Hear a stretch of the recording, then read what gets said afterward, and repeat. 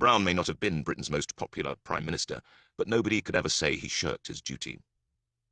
There is an illuminating passage in the highly entertaining book Power Trip, written by his former special advisor Damien McBride, in which he describes how Brown cancelled his holiday to attend a Cobra meeting in August 2007, even though it was a much lesser national emergency than the coronavirus crisis. It was Brown's first day of holiday since he had taken over as Prime Minister from Blair, and McBride was looking forward to having a few pints in the local pub while keeping the press away from his master, who was staying in a Dorset village a couple of miles away. But after dinner with the Browns, on the first night, there was a call to say there had been an outbreak of foot and mouth disease on a Surrey farm. Brown immediately sprang into action.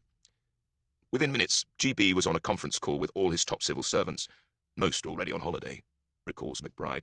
He told them he'd head back to Downing Street in the morning to chair a Cobra meeting. I swear I could hear the collective groan from London. I should also have been gutted that this was my summer holiday up the Swanee. After 3 hours' sleep, McBride returned to the Prime Minister's holiday cottage at 5 a.m.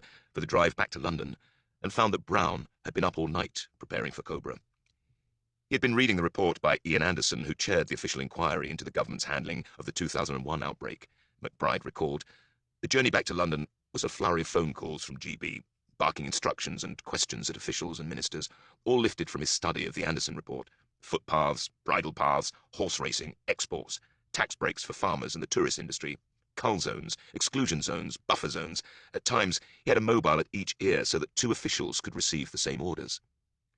The 2-hour race from Dorset back to London, observed McBride, represented everything that was good about Gordon as a leader and a man of action. When he got back to Downing Street, Brown convened the meeting in the cabinet room and stood like a general, with maps of Surrey spread out on the table, issuing instructions on the size of the cull zones. Brown's prompt action meant there would be just 7 further cases of foot and mouth across the country, compared with 2,000 infections in 2001. McBride continued, when he made his statements to the media that day, he looked a mess, but no one watching him would have been in any doubt that he was in charge, in control, and totally the right man for the job.